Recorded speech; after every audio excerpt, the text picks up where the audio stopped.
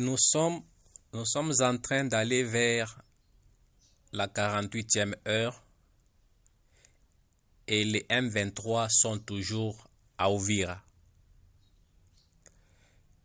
Ils ont juste pondu un communiqué et comme par malheur, nous, Congolais, on est vraiment émotifs, nous nous sommes contentés du communiqué. En fin de compte, pas de résultats. En fait, l'adversaire nous connaît. L'adversaire nous a déjà étudiés. Il sait que ces gens sont émotifs. Je vais leur donner quelque chose de beaucoup plus important pour eux, mais qui n'aura pas d'effet en réalité. Lorsque Paul Kagame a subi la pression des États-Unis, il sait que c'est la RDC qui est derrière cette pression-là des États-Unis. Qu'est-ce qu'il s'est dit? Je vais d'abord calmer le feu, donc l'ancrage avec lequel la diplomatie congolaise est en train d'avancer. Sous pression, il demande à Nanga de produire ses communiqués, mais de ne prendre aucune action. Comme il nous connaît très bien, et il a reçu exactement ce qu'il voulait. La victoire, donc on a crié à la victoire, le Congolais s'est réjoui du communiqué, les Congolais s'est vraiment réjoui du communiqué. En fin de compte, rien ne fait. Ils sont encore là. La question c'est, est-ce qu'ils vont partir, oui ou non? La vérité c'est que tout dépendra de ce qui va arriver dans les 72 heures. Ils sont là en train d'observer. Ils sont en train d'observer quoi? Ils observent la réaction des États-Unis par rapport à leur mode opératoire. Jusqu'ici, ils ne vont prendre aucune autre action. Ni action administrative, ni action militaire. Ils sont là, stand-by, en train d'observer. Si les États-Unis ne prennent aucune action contre leur patron, Paul Kagame, c'est qu'ils vont encore rester là. Ils vont encore rester là en train de vouloir trouver un moyen de pousser, un moyen, disons, de trouver un alibi à rester sur place. Et l'alibi, ils vont le trouver où? En tout cas, si je pousse mon esprit loin, je suis en train de voir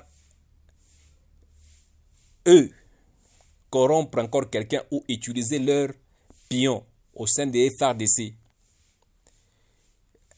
Un des chefs des opérations va les attaquer. Va prendre son unité, il va aller attaquer les M23. Et là, qu'est-ce qui va arriver? Quand il va attaquer, il va partager cette information avec certains de nos journalistes à Kinshasa. Ceux qui aiment partager, faire le buzz. Et ces gens vont faire le buzz pour dire nos FARDC, nos FARDC ont attaqué Kunani, Bendele Koyate, des choses comme ça. Et puis on va étaler des faux cadavres par-ci par-là, par-ci par-là. Et eux vont prendre cette information.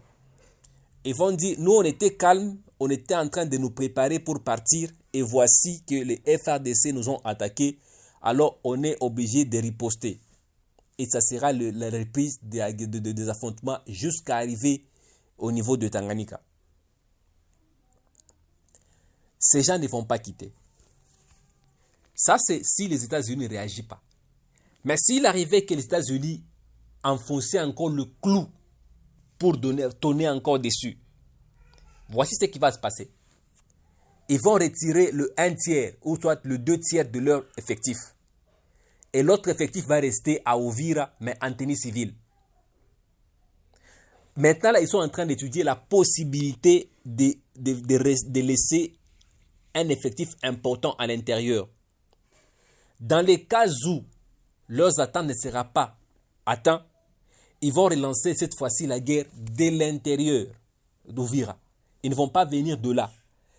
La force qui sera de l'extérieur viendra en appui à celle qui sera déjà à Uvira.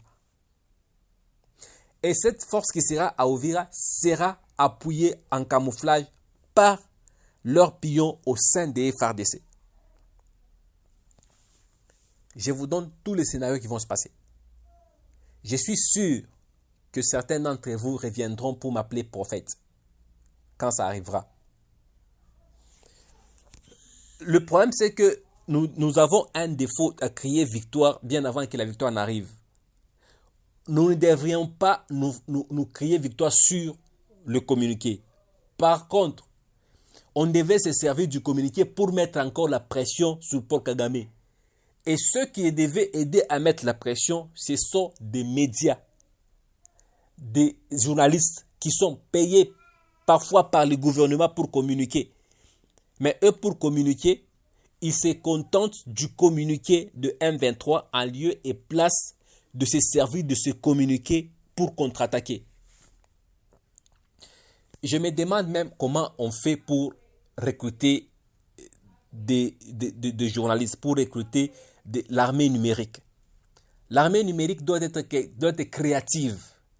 C'est-à-dire, sur base d'une information, il faut savoir mettre maintenant l'ennemi KO. Pas utiliser les informations pour te réjouir, mais utiliser l'information pour mettre encore l'ennemi KO. Mais les journalistes qui sont parfois payés par les gouvernements et recrutés comme l'armée numérique, qu'est-ce qu'ils font eux? Lorsque le M23 produit un communiqué pour leur manipuler, et ils sont tous manipulés, ils tombent tous dans le même piège et ils prennent cette information pour du win. Chose grave, vous allez voir même des comptes YouTube reproduire toute une émission d'1 heure du temps sur base de ces communiqués-là.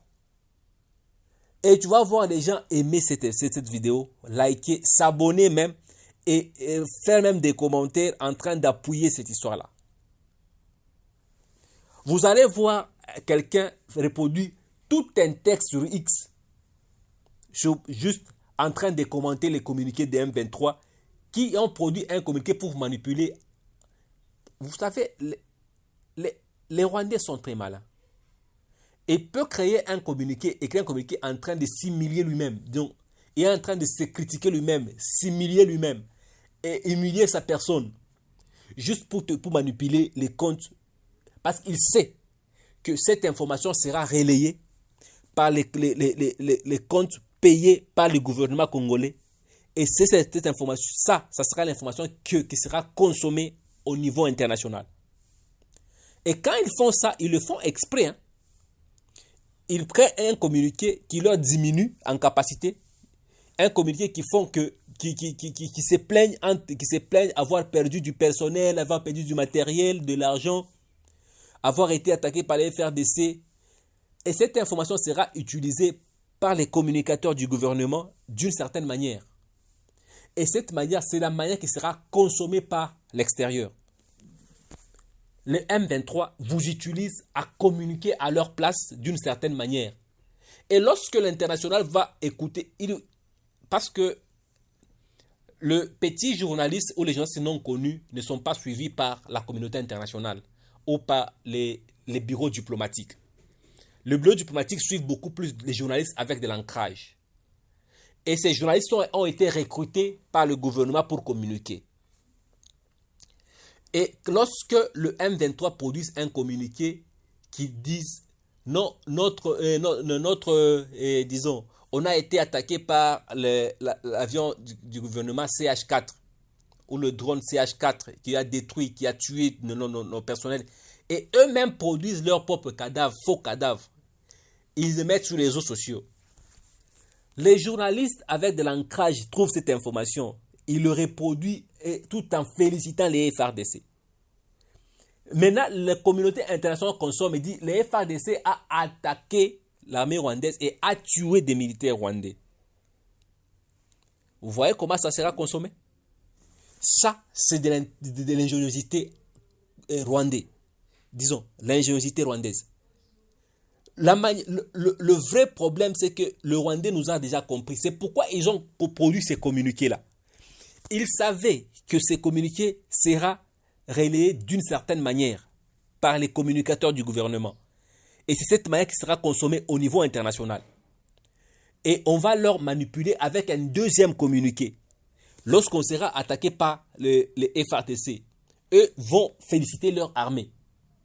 Mais en réalité, cette action va nous donner la clé de leur contre-attaquer et d'aller jusqu'à Kalemi. C'est exactement ce qui va se passer à Kalemi et qui va se passer à Uvira. Si jamais les États-Unis ne prennent pas des actions, ou si le gouvernement n'oriente pas sa communication et la communication avec les journalistes qu'il paye, parce qu'ils sont là. Son armée numérique, s'il n'est pas coordonné, ils ne comprennent pas ceci, je peux vous assurer que ça va mal se finir. Regardez la manière dont Boudiakera communique. Boudiakera communique d'une certaine manière intelligente. Il peut y arriver qu'il critique énormément le Rwanda. Mais au milieu du critique, il fait passer un message important. Et ce message-là, c'est ce message qui sera relayé par tout le compte. Il réussit à manipuler ces gens. Et c'est ce qui va se passer. Le communiqué qui a été produit par le Rwanda, c'était pour calmer le jeu. Disons par Nanga. Et ils vont y manipuler l'opinion. Ils vont produire un deuxième communiqué qui va contredire le premier et qui va leur pousser à contre-attaquer jusqu'à Kalemi. Tout ce qu'ils ont fait, c'était juste pour calmer le feu. Les États-Unis vont se calmer. En attendant, Paul Kagame est en train d'activer ses canaux, ses parrains, pour voir comment s'en sortir si jamais les États-Unis utilisaient ces sanctions. S'il est convaincu que ces canaux, ses parrains, ont une piste de solution pour lui, il active le deuxième communiqué. Le deuxième communiqué attend le résultat que Paul Kagame va avoir avec ses parrains, avec ses liens. La France, Londres, la France, la Grande-Bretagne, et la Pologne, et tous ces gens-là, ils sont en train d'étudier comment contourner les sanctions américaines du Rwanda. Si jamais ils trouvent une solution et qu'ils donnent à Paul Kagame la nouvelle solution, je vous assure qu'il y aura un deuxième communiqué qui va contredire le premier communiqué et la guerre va répondre. Va répondre pas parce qu'eux vont attaquer, non parce qu'ils vont pousser leurs pions des FARDC à les attaquer. C'est que je dis, vous allez m'appeler prophète. C'est que je dis, vous allez m'appeler prophète. Je suis en train de vous dire des vérités. Peut-être que vous êtes habitué à des contes qui vous racontent n'importe quoi sur base de ces inepties, ces réflexions, ou sur base, parce qu'il veut vous plaire, que vous reveniez encore demain, et après, quelqu'un qui produit une vidéo de 1 heure du temps, en train de vous expliquer des faussetés que le M23 ont eux-mêmes créées, que le M23 ont eux-mêmes mis sur la toile, qui n'a jamais été en contact avec personne, mais il va vous dire des sources sûres. Les FARDC ont bombardé et il y a des dégâts sont énormes. C'est ce qu'il va vous dire. Mais la vérité, c'est que ce n'est même pas vrai. Et lorsque cette information circule sur la toile, les M23 sont contents, eux. Cette chaîne, je l'ai mise en place pour contre-attaquer ces histoires-là. Pour mettre fin à cette manière de communiquer inutile. Pour essayer un peu de relever le niveau du combat numérique. Mais pour arriver à le faire, en tout cas, je veux être sincère avec vous. Je veux affronter la vérité en face. Lorsque nous sommes en train de perdre, j'affronterai la vérité et je dirai on est en train de perdre. Et là, le communiqué n'a été qu'un leurre. Le communiqué que Nanga nous a produit n'a été qu'un leurre. La vérité est ailleurs. J'ai dit, la vérité est à côté de la plaque. Si je vous dis des vérités, je sais que vous êtes habitués à des chaînes qui vous racontent n'importe quoi. Mais moi, j'ai besoin de vous dire des vérités pour qu'on trouve des vraies solutions. Maintenant, ce qu'il faut faire, c'est quoi en ce moment ici? En ce moment, ce qu'il faudra faire, c'est pousser l'armée numérique congolaise à dire aux États-Unis que le M23, le Rwanda refuse d'exécuter les ordres. Si on fait du bruit sur les réseaux sociaux avec notre armée numérique, les États-Unis sera encore poussé à prendre des actions. Parce que les États-Unis tiennent à sa personnalité, à sa suprématie, à sa grandeur. Et il ne peut pas accepter d'être humilié par un pays africain dont il pense que les Africains sont inférieurs. C'est un peuple inférieur. Et si ils se retrouvent être humiliés par des Africains, je peux vous assurer que les dégâts seront là. C'est là où il faut toucher. Il faut toucher à l'ego des États-Unis. Et toucher à l'ego des États-Unis sur base de ce qu'on prendra comme action numérique, communication. Avant que le deuxième communiqué contraire à celui-ci n'arrive, il faut anticiper. Parce que le deuxième communiqué arrive, sera là d'ici 48 heures, qui va contredire complètement celui-ci sur base d'une action qui viendra de l'armée congolaise. Soyez-en sûrs. Ils vont vous dire, nous on était calmes, on était en train de nous préparer pour nous replier, ils nous ont attaqués.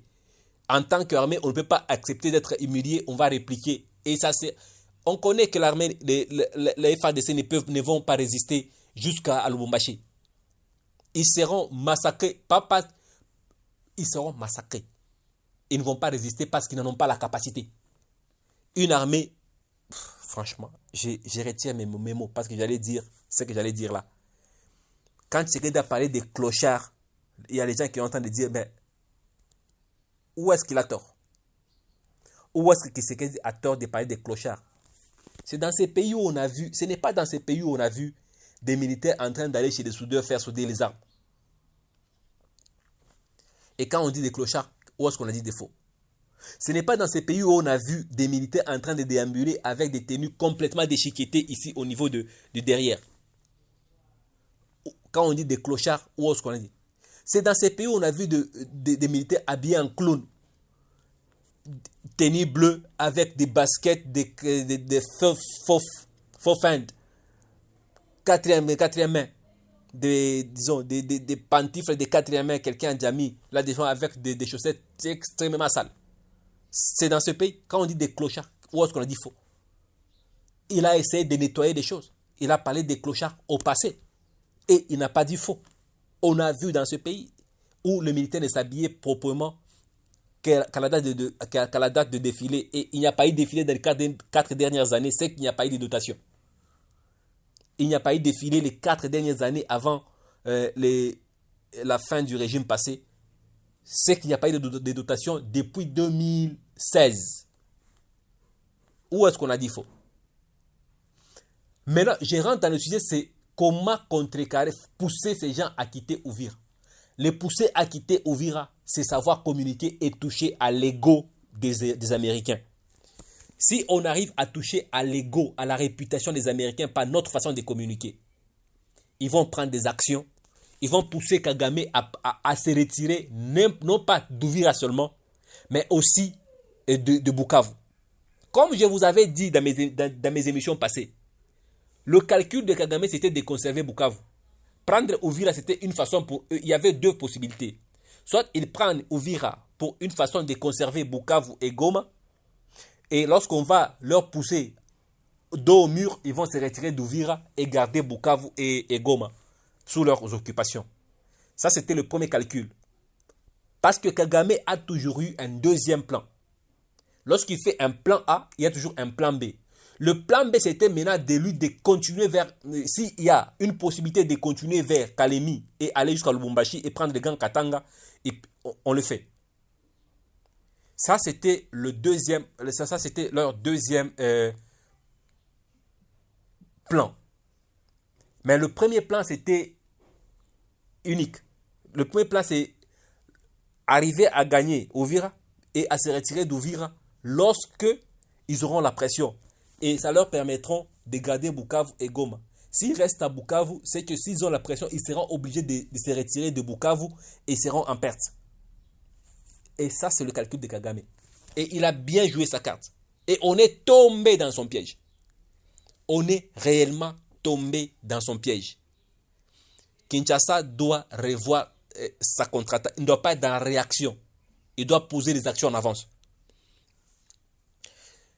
Kagame utilise les deux à la fois, l'intelligence et les armes. Kinshasa ne peut pas utiliser les armes parce que son armée, il faut mettre de côté, il faut oublier l'armée. Et si tu ne peux pas utiliser ton armée parce que ton armée est, dire faible, c'est moins. Son armée n'existe pas. Alors il faut bien utiliser l'intelligence. Utiliser les pions en avance avant que ton adversaire n'utilise son intelligence. Parce que Kagame a utilisé son armée et avait deux plans déjà bien structurés sur le papier. Comme je venais de vous le dire. Ça veut dire qu'il utilise aussi l'intelligence, pas seulement les armes sur le terrain. Je viens de vous dire ici dans cette émission qu'ils vont produire un deuxième communiqué qui va contredire le premier et ils vont continuer la guerre. Nos communicateurs qui sont là, qui sont en train d'attendre qu'il y ait un communiqué pour qu'ils puissent encore prendre ce communiqué et recommuniquer avec ça. Ils n'arrivent pas à anticiper la communication. Mais ils sont payés par le gouvernement. Anticiper la communication, ils ne savent pas quoi faire. Ils ne savent pas comment créer. Ils ne connaissent pas la créativité. Mais ils sont là. Pourtant, la meilleure façon de faire aujourd'hui, la seule chose à faire, c'est pousser les États-Unis à imposer les sanctions. La seule façon de pousser les États-Unis, ce n'est pas appeler les États-Unis, appeler Trump, non. Parce que vous n'aurez même pas au téléphone. Ce n'est pas appeler et aller faire le sit-in devant l'ambassade des États-Unis parce qu'ils n'auront même pas le temps d'envoyer les images. C'est créer un réseau de communication qui pousse aux États-Unis à comprendre qu'ils n'ont pas le pouvoir sur le Rwanda parce que le Rwanda les a humiliés. Si vous arrivez à communiquer de cette manière-là, le Rwanda sera obligé sera obligé de se retirer.